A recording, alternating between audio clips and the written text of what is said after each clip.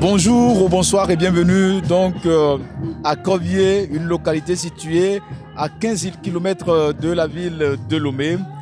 Covier qui reçoit aujourd'hui l'église Les Missionnaires de la pierre angulaire du pasteur Emmanuel Bidimi, que nous avons reçu tout à l'heure pour discuter avec lui par rapport à ces 4 jours de retraite spirituelle. Bonjour Emmanuel, en vous demandant humblement vous-même de vous présenter, qui êtes-vous? Quand est-ce que vous avez commencé et comment ça fonctionne chez vous? Quel est votre domaine de compétences? Ainsi de suite, pour que les gens vous connaissent.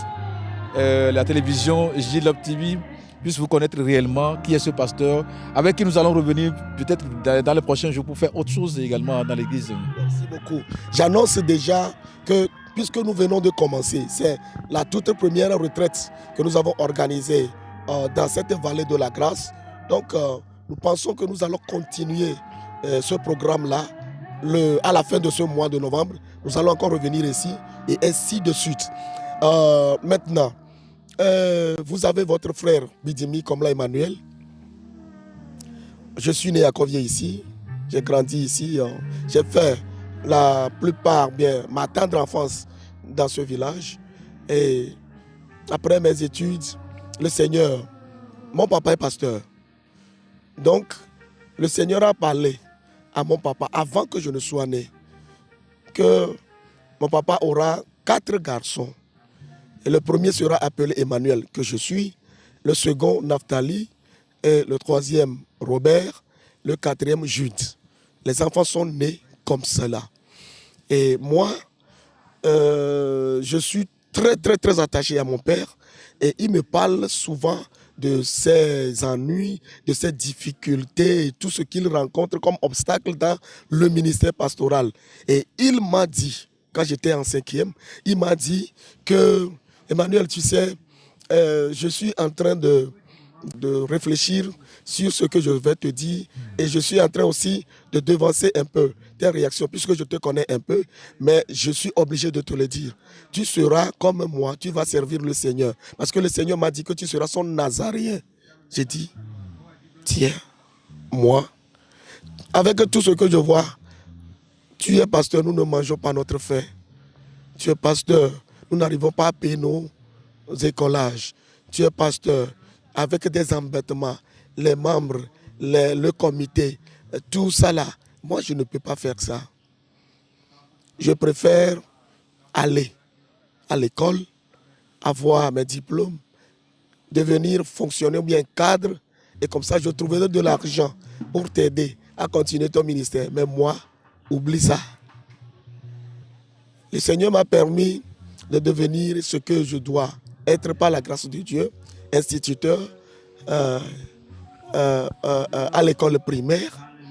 Et après, un jour, j'étais en train de surveiller les enfants pendant une composition, précisément vers Nochela. Voilà. Et la localité s'appelle Amekokwe. Donc j'étais là-bas en train de surveiller les enfants quand subitement je sens une chaleur qui traverse toute ma personne et j'ai perdu immédiatement la vue. Je ne me retrouve plus jusqu'à ce que un jour, pas un jour, jusqu'à ce que le jour là même, je ne pouvais plus continuer la surveillance et ils sont venus me chercher pour m'amener à l'hôpital. Et quand on m'a amené à l'hôpital, la maladie a continué jusqu'à ce que je ne pouvais plus marcher. J'étais devenu un perclus. Et puis, tout ce que j'avais en ce moment-là comme fortune a été vraiment dilapidé, dépensé pour ma guérison. Une guérison aussi que j'ai cherchée en vain, que je n'ai pas trouvée. Et le jour-là, c'est un jour mémorial, inoubliable dans ma vie. C'était un soir, j'étais à l'hôpital à Kamé. Il y a un hôpital que les Américains ont créé là-bas. Et j'étais là-bas et le soir, mon papa est venu me voir. Je ne pouvais pas marcher, donc il a fallu que 2 hommes me prennent avant que je n'aille faire mes besoins et tout ça. Et le jour-là, mon papa est venu me dire, mon enfant, je t'ai dit que le Seigneur veut que tu sois son nazaréen, son porte-parole, son ambassadeur, son représentant. Si tu refuses, tu vas mourir. Et je vous rappelle que j'ai des boutons, ce qu'on appelle variole là. Variole depuis la tête jusqu'à la plante de mes pieds. Tout mon corps, même si tu regardes un peu attentivement ma figure, il y a certaines traces, des taches noires. C'est des taches de cette variole-là que j'avais eue. Et le jour-là, mon papa a dit, est-ce que tu es d'accord? Si tu acceptes aller avec le Seigneur, moi je vais prier pour toi et tu vas recouvrir la guérison. J'ai dit d'accord. Prie. Il a prié le soir-là, et instantanément, les boutons sont disparus. Tous. Et c'est le jour-là que j'ai appris comment reprendre encore le goût de la nourriture. Et c'est à partir de ce jour, ce soir-là, que j'ai commencé par manger. Et les boulots d'Akassan, là, on partageait ça en 3 parties. Et je mangeais chaque partie, matin, midi et soir. Et c'est comme ça que j'ai commencé par apprendre à manger, à marcher. Et les médecins ont demandé à ce que je prenne au moins 5 litres d'eau par jour. Parce qu'il n'y avait plus de l'eau dans mon organisme. Mon frère, je te dis que en ce moment-là, je sentais un cadavre. Mon papa m'a dit que quand les gens s'approchent de moi, tout le monde sort toujours avec des larmes. Parce qu'il n'y a plus d'espoir. Mais le Seigneur m'a redonné la vie. Maintenant, quand j'étais malade sur le lit, quand j'étais sur le lit là, quand les gens sont proches de moi, ils parlent, je ne les entends pas, je n'écoute, je ne comprends rien. Mais si quelqu'un est à des kilomètres, quand il parle, j'entends tout. Oui. Oui. Donc le Seigneur m'a fait traverser beaucoup de choses pour expérimenter ce qu'il est réellement. Donc, pour couper court, c'est comme ça que je suis rentré dans le ministère.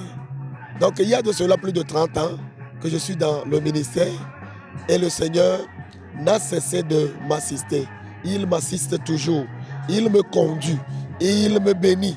Je ne parle pas de la bénédiction matérielle parce que aujourd'hui, tous ceux qui sont chrétiens, tous ceux qui sont enfants de Dieu, tous ceux qui viennent à Dieu, à Christ, parce que la bénédiction dont on parle, c'est le matériel.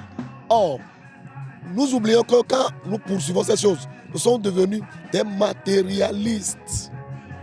Nous vivons toujours dans le matérialisme. Ce n'est pas ça. Sinon, je vous donne une preuve. Jacob était béni. Jacob avait des bétails, des meuniers de gros bétail, des serviteurs, des servantes, une famille. Mais quand il a rencontré l'ange, sur son retour là, son chemin de retour, pourquoi il a lutté avec l'ange, lui demandant encore de le bénir, que s'il ne le bénit pas, il ne va pas le lâcher.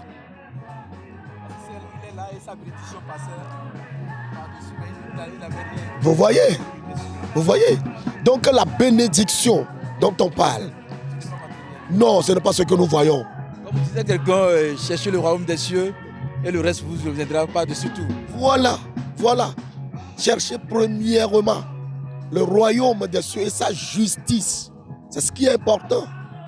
C'est ce qui est important. C'est pourquoi nous devons faire attention à ces prédications dont nous prenons. C'est-à-dire ces prédications que nous faisons aujourd'hui là. Nous devons faire attention.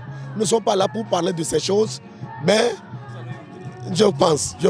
Donc, merci beaucoup. On va se quitter, mais en vous demandant humblement de nous donner un verset biblique que nous allons garder. Merci beaucoup. Le verset que je vais vous donner, c'est Psaume 118, versets 1 et 2. Là où il est écrit, vers le verset 18, là où il est écrit, la pierre rejetée par les bâtisseurs est devenue la principale pierre de l'angle. Cela vient de l'Éternel. Et ce n'est pas la main humaine qui l'a fait, mais c'est Dieu qui l'a fait. Merci beaucoup.